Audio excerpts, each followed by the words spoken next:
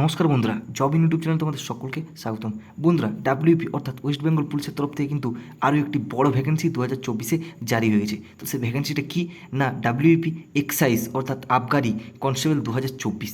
তো এই আবগারি কনস্টেবলটা কি, এডুকেশন কোয়ালিফিকেশন এখানে কত লাগছে, কেমন পোস্ট থাকবে, সমস্ত কিছুই কিন্তু আজকে ভিডিওতে আমি আলোচনা করব। তো ভিডিওটা শুরু করার আগে তোমরা যদি আমার চ্যানেলে নতুন হয়ে থাকো, অবশ্যই চ্যানেলটি সাবস্ক্রাইব করে নাও এবং পাশে থাকা বেল আইকনটিতে ক্লিক করে সেটিকে অলে সেট করে নাও, যাতে আমাদের চ্যানেলে যে কোনো চাকরি সম্পর্কিত আপডেট তোমাদের কাছে খুব তাড়াতাড়ি পৌঁছে যায়। তো চলো এরপর দেখে নেওয়া যাক যে ভ্যাকেন্সিটা কী। তো এখানে দেখতে পাচ্ছ বন্ধুরা, এখানে কিন্তু ওয়েস্ট বেঙ্গল এক্সাইজ অর্থাৎ আবগারি কনস্টেবল 2024-এর কিন্তু ভ্যাকেন্সি জারি হয়ে গেছে। এখানে এডুকেশন কোয়ালিফিকেশান কত লাগছে না, শুধুমাত্র মাধ্যমিক পাস, ঠিক আছে, শুধুমাত্র তোমরা 10th পাস হলেই তোমাদের কিন্তু এখানে আবেদন করতে পারবে। এজ কত লাগবে না, এখানে এজ তোমরা দেখতে পাচ্ছ 18 থেকে 27 কিন্তু এখানে বলা হয়েছে, অর্থাৎ 18 থেকে 27 বছর বয়স অবধি তোমরা এখানে আবেদন করতে পারবে। এজ রিল্যাক্সেশন অর্থাৎ বয়সের ছাড় এখানে কত দেওয়া হবে না, বয়সের ছাড় এখানে তোমরা যারা এসসি কাস্টের হবে এবং এসটি কাস্টের হবে, তোমরা কিন্তু এখানে 18 থেকে 27 বয়সের উপরেও 5 বছরে ছাড় পেয়ে যাবে, ঠিক আছে। এবং তোমরা যারা ওবিসি কাস্টের হবে তারা কিন্তু এর উপরেও 3 বছরে ছাড় পেয়ে যাবে। তো এরপর দেখে নেবো আমরা পোস্ট এখানে কী থাকবে। তো পোস্ট এখানে থাকবে এক্সাইজ কনস্টেবল, ঠিক আছে। তো তারপর দেখে নেবো যে ভ্যাকেন্সি কত আসতে চলেছে। তো ভ্যাকেন্সি বন্ধুরা তোমরা কিন্তু জানো যে এই আবগারি কিন্তু লাস্ট নিয়োগ হয়েছিল 2019 সালে। 2019 সালের পর কিন্তু এই আবার 24 সাল আসতে চলেছে। তো তখন কিন্তু সম্ভবত ওরকম 3000 প্লাসের মতো কিন্তু নিয়োগ হয়েছিল। তো এবারও অ্যাপ্রক্স কিন্তু 2500 প্লাস ভ্যাকেন্সি কিন্তু আসতে চলেছে। এটা কিন্তু অ্যাপ্রক্স বলে রাখলাম, ঠিক আছে, এর বেশিও আসতে পারে বা সামান্য কমও আসতে পারে। তো আমরা দেখে নেব যে স্যালারিটা কত পাওয়া যাবে। তো বন্ধুরা, এই যে চাকরিটা এখানে কিন্তু স্যালারি মিনিমাম তোমরা একটা ভালো মাপেরই স্যালারি পাবে। তো 22,700 থেকে তোমরা কিন্তু এখানে 58,500 অবধি স্যালারি তোমরা কিন্তু পেয়ে যাবে ঢুকতেই। তো এরপর দেখে নেবো আমরা সিলেকশন প্রসিডিওরটা কেমন। তো এখানে সিলেকশন প্রসিডিওরে প্রথমে আছে দেখলাম এখানে প্রিলিমিনস রিটেন এক্সাম, ঠিক আছে, অর্থাৎ যে তোমাদের প্রিলি এক্সামটা হয় সেটা কিন্তু তোমাদের হবে। তো সেখানে প্রিলি এক্সামে তোমাদের কি সিলেবাস আছে না, দেখে নাও যে প্রিলি এক্সামের যে সিলেবাসটা সেটা এখানে দেখতে পাচ্ছ যে প্রথমে কিন্তু বেঙ্গলি আছে, বেঙ্গলি থেকে কিন্তু তোমাদের 50টা কোশ্চেন থাকবে 50 নাম্বারের, ঠিক আছে। এবং হচ্ছে জিএ অর্থাৎ জেনারেল অ্যাফেয়ারেন্স এবং রিজনিং থেকে 50টা কোশ্চেন থাকবে 50 নাম্বারের। টোটাল কিন্তু এখানে 100 নাম্বারের এক্সাম হবে, ঠিক আছে, প্রিলিমসটা। এবং টাইম কত থাকবে না 60 মিনিট অর্থাৎ 1 ঘন্টা। তো এটা গেলো তোমাদের প্রিলিমস যে সিলেবাসটা। এরপর প্রিলিমসের পর কী হবে না পিএমটি, ঠিক আছে, ফিজিক্যাল মেজারমেন্ট টেস্ট, অর্থাৎ তোমার যে রানটা হবে, ঠিক আছে। তো রানটা তোমাদেরকে বলে দিই যে রানটা কেমন হবে। তো মেল ক্যান্ডিডেটদের ক্ষেত্রে তোমাদেরকে কিন্তু এখানে 1.6 কিলোমিটার রান কভার করতে হবে, ঠিক আছে। তোমাদেরকে এখানে টাইম দেওয়া থাকবে 6 মিনিট 30 সেকেন্ড, ঠিক আছে, অর্থাৎ 6.5 মিনিটের মধ্যে কভার করতে হবে 1600 মিটার রান, ঠিক আছে। এটা মেল ক্যান্ডিডেটদের জন্য। এরপর তোমরা দেখে নাও যে ফিমেল ক্যান্ডিডেটদের জন্য রানটা কেমন লাগছে। আর সেখানে কিন্তু তোমাদের 400 মিটার রান লাগছে, ঠিক আছে। তোমাদের এখানে টাইম দেওয়া থাকবে মাত্র 2 মিনিটে কভার করতে হবে। ফিমেলদের জন্য 400 মিটার রান 2 মিনিটের মধ্যে কভার করতে হবে। এটা গেল পিএমটি অর্থাৎ ফিজিক্যাল মেজারমেন্ট টেস্ট। তারপর হবে পিইটি অর্থাৎ যেটা এই হাইট চেস্ট এগুলো মাপা হবে।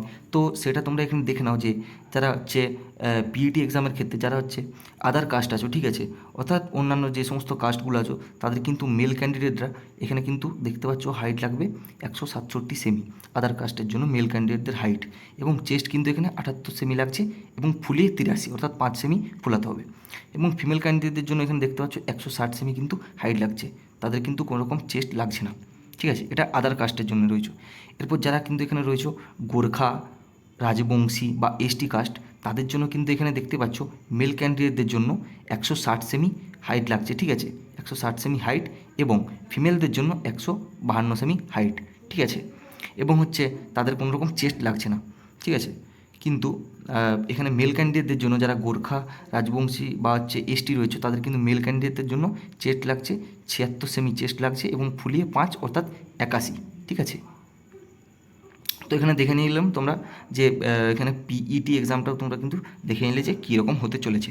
তো এরপর দেখে নেবো আমরা যে কী হবে না পিইটির পর কিন্তু হবে এখানে মেন্স, ঠিক আছে, অর্থাৎ প্রিলি হলো, প্রিলির পর পিএমটি পিইটি, তারপর কিন্তু মেন্স এক্সাম হবে, ঠিক আছে। অর্থাৎ প্রিলিটাই তোমরা যদি পাস করো, ঠিক আছে, প্রিলিটাই তোমরা যদি পাস করো তখন কিন্তু তোমরা এখানে মেন্সের জন্য কোয়ালিফাই করতে পারবে, ঠিক আছে। তো মেন্সের সিলেবাসটা তোমরা এখানে দেখে নাও।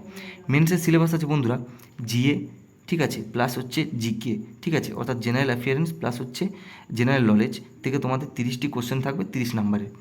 জেনারেল ইংলিশ থেকে 30টি কোশ্চেন থাকবে 30 নাম্বারের। এলিমিনেটারি ম্যাথ থেকে 20টি কোশ্চেন থাকবে 20 নাম্বারের। এবং রিজনিং থেকে 10টি কোশ্চেন থাকবে 10 নম্বরের। টোটাল এখানে দেখতে পাচ্ছ যে 90 নম্বরের কোশ্চেন থাকবে, ঠিক আছে, টোটাল 90 নম্বরের কোশ্চেন থাকবে, টাইম দেওয়া থাকবে 90 মিনিট, অর্থাৎ 1 ঘন্টা 30 মিনিট টাইম দেওয়া থাকবে। এটা গেল মেন্সের সিলেবাস, ঠিক আছে।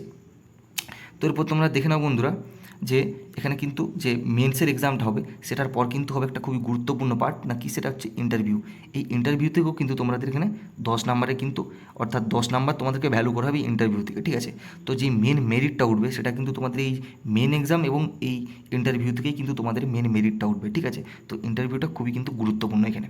তারপর ইন্টারভিউর পর তোমরা যদি ইন্টারভিউতেও পাস হয়ে যাও তখন কিন্তু তোমাদের হবে মেডিকেল টেস্ট, ঠিক আছে।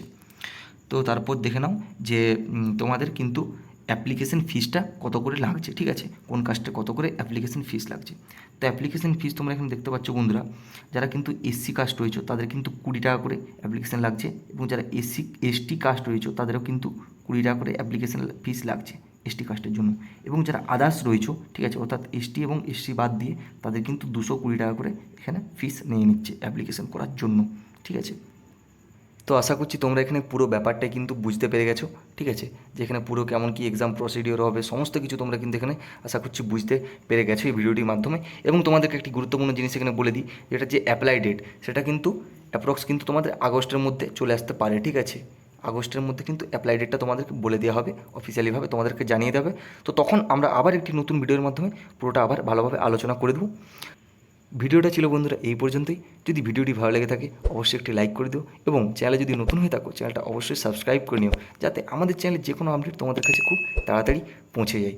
তো চলো বন্ধুরা, আবার দেখা হচ্ছে কোনো নতুন ভিডিওতে নতুন কোনো আপডেটের সঙ্গে।